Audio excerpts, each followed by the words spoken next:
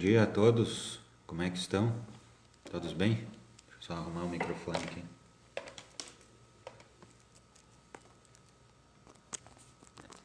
Agora sim, ficou melhor. Todos bem? Sejam todos bem-vindos a mais um Acordando o Sol com as Escrituras. Eu sou o Bispo Fábio da ala Santo Ângelo, de A Igreja de Jesus Cristo dos Santos dos Últimos Dias. Hoje eu vou compartilhar breves ponderações sobre Elamã 6. Primeiro, como sempre, eu gostaria de perguntar a cada um se já fez a oração para iniciar o seu dia. Aconselho cada um a fazer a leitura de Elamã capítulo 6. Dessa forma, convidar o Espírito e ter um melhor aproveitamento das Escrituras, que são a palavra de Deus dadas a nós através de seus servos, os profetas. Então, Elamã 6 continua a história, fala bastante sobre a história da conversão dos lamanitas naquela área. Fala que os lamanitas, grande parte dos lamanitas naquela área ali, se converteram, ouviram as palavras dos filhos de Elamã, que tinham o nome, dois dos filhos de Elamã se chamavam Nefe e Lei, Então eles foram pregar ao povo, tá? Isso nós vimos no capítulo anterior. Tá? E nesse capítulo relata um pouco, é uma sequência, Então, nos versículos 1, 2 e 4, diz o seguinte: E aconteceu que quando terminou o 62º ano do governo dos juízes, todas essas coisas haviam acontecido, e os lamanitas tinham se tornado, na maior parte, um povo justo, a tal ponto que sua retidão excedia a dos nefitas em virtude de sua firmeza e constância na fé. Porque eis que muitos nefitas se tornaram insensíveis, impenitentes, extremamente iníquos, a ponto de rejeitarem a palavra de Deus e todas as pregações e profecias que lhes foram feitas.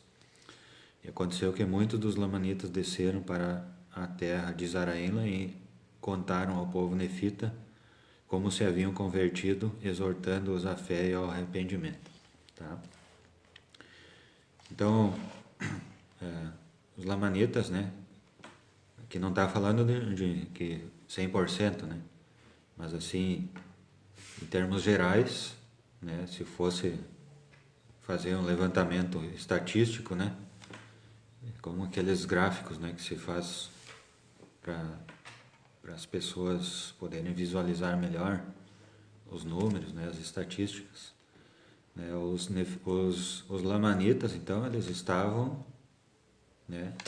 em um nível acima dos nefitas, que o povo que já tinha nascido no convênio, ele era mais iníquo do que o povo que tinha se convertido, que eram os lamanitas, ainda eram chamados lamanitas e nefitas, pessoas que não tinham nascido no convênio ainda eram chamados lamanitas aqui, que ainda era muito recente.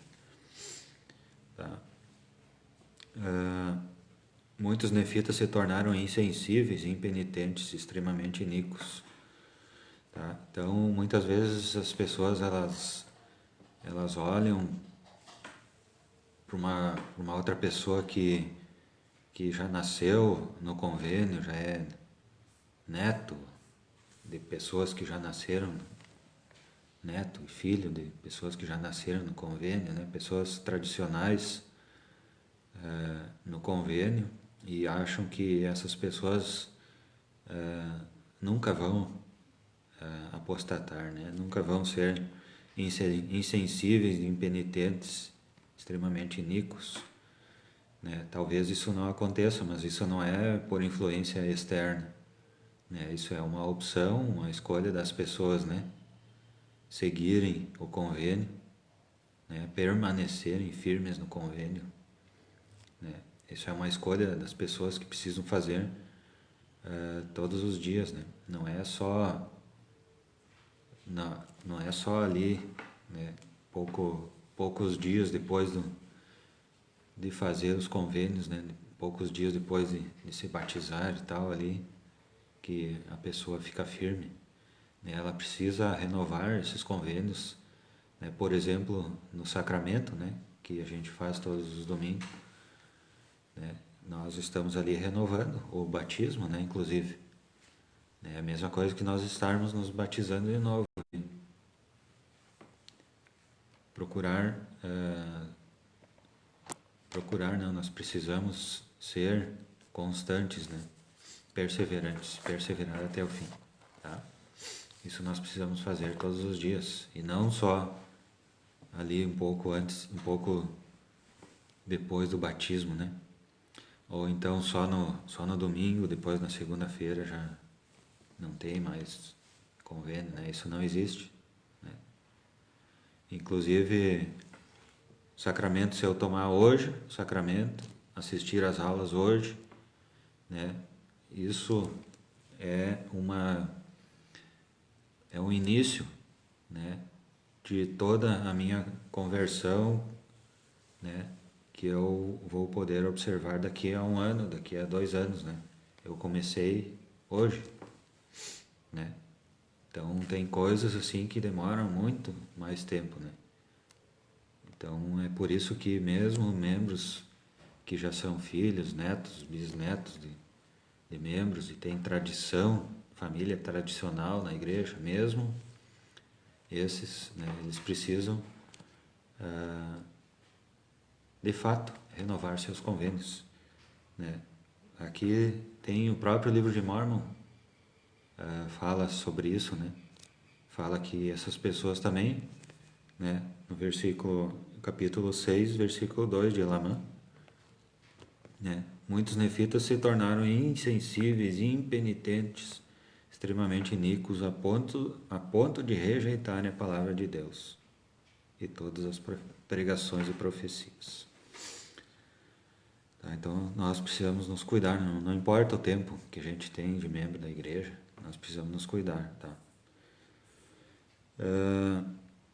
Então esses lamanitas que tinham se convertido, eles foram para a terra, para o meio dos nefitas, prestar seu testemunho, pregar o evangelho, e dessa forma muitos dos nefitas se fortaleceram, né?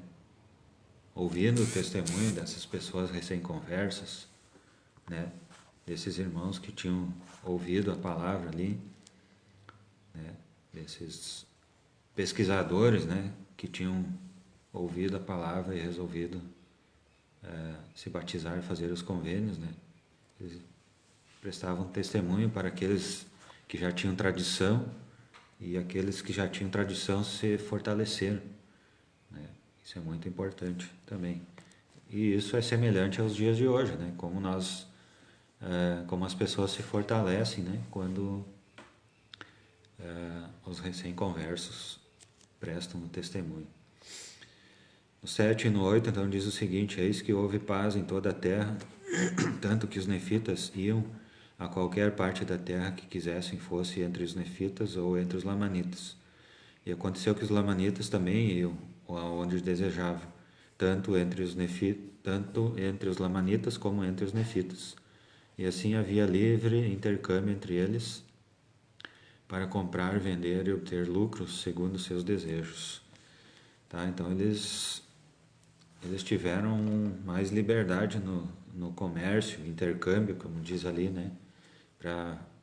Para fazer negócios, né? Também. Então, essa conversão dos lamanitas, né? E esse fortalecimento dos nefitas, né? Por causa do evangelho, levava eles a não guerrearem, né? A terem mais tolerância, né? Com as diferenças, né? E assim ter um melhor relacionamento entre os diversos povos, e inclusive se refletiu no comércio, né? Nos negócios. Tá? Então eles tiveram uma certa prosperidade, né? Primeiro no Evangelho, né? E também prosperidade financeira, tá? Ali por um tempo. Mas com o tempo, né? Então Cesorã, que era o juiz supremo, ele foi assassinado por mão desconhecida, né? Ninguém ficou sabendo quem foi. E depois o seu filho também foi assassinado, né? Na cadeira, enquanto ocupava a cadeira de juiz. Tá? E a lei não conseguiu, né? Pelos recursos da lei, não se conseguiu saber quem fez isso. Tá? Mas eles sabiam que existia um grupo formado por Quiscume e Gadianto, né? Que era um grupo, como nós vimos em capítulos anteriores, né? Era um grupo muito astuto, muito inteligente, né? Em termos da legislação, em termos dessas brechas da lei. Então, um grupo muito inteligente para se unir e uns proteger os outros, né? Ocupar cargos importantes e um proteger o outro para que não fosse pego ou que não fosse julgado ou, né, que não fosse descoberto.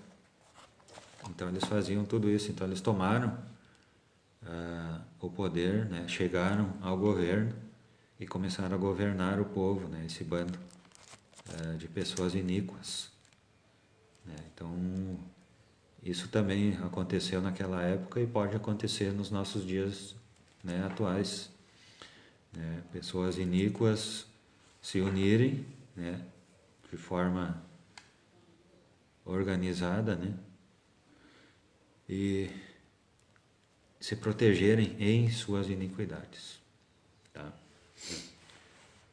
No 21, eis porém que Satanás ensinou de tal modo o coração da maioria dos nefitas que eles se uniram a esse bando de ladrões, participando de seus convênios e seus juramentos, de que se protegeriam e preservariam mutuamente em quaisquer circunstâncias difíceis em que se encontrassem, para não serem castigados por seus assassinatos e suas pilhagens e seus roubos. Tá? Então tinha uma situação bem séria ali, né? Bem grave, né? No governo. Tá? E assim continua, né? Mais detalhes, então eu aconselho que cada um leia, né? Para verificar esses detalhes e verificar as semelhanças que existem, né? Na nossa sociedade nos nossos dias.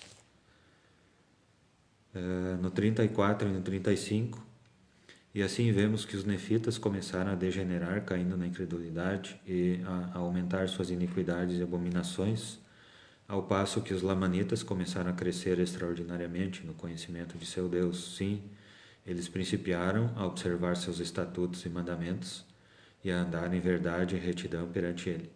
E assim vemos que o Espírito do Senhor começou a afastar-se dos nefitas em vista de suas iniquidades e da dureza de seu coração. No 37 até o 40 diz o seguinte: e aconteceu que os lamanitas perseguiram o bando de ladrões de Gadianton e pregaram a palavra de Deus aos mais iníquos dentre eles, de modo que esse bando de ladrões ficou inteiramente destruído entre os lamanitas. E aconteceu, por outro lado, que os nefitas ajudaram e apoiaram esses ladrões, começando pelos mais iníquos deles, até que se espalharam por toda a terra dos nefitas, e seduziram a maior parte dos justos, que passaram a crer em suas obras e a participar de seus saques, associando-se a eles em seus homicídios e combinações secretas. E assim obtiveram total controle do governo, tanto que espezinharam e feriram e maltrataram e desprezaram os pobres e os mansos e os humildes seguidores de Deus. E assim vemos que se achavam num estado terrível, amadurecendo para uma destruição eterna. Tá?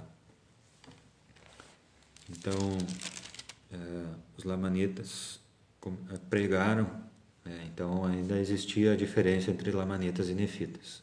Os lamanitas, né, pregaram a esses integrantes do bando de Gadianton, né, e conseguiram desfazer ali o bando entre eles ali, entre o grupo dos Lamanitas. Então o bando de Gadianton, de Kiscume e Gadianton, não tinha mais poder, tá? Por causa da pregação do Evangelho, da conversão, dos convênios, tá? Mas entre os nefitas aconteceu o contrário, né? A maioria dos nefitas, inclusive aqui está escrito, né? Algo bem interessante, né?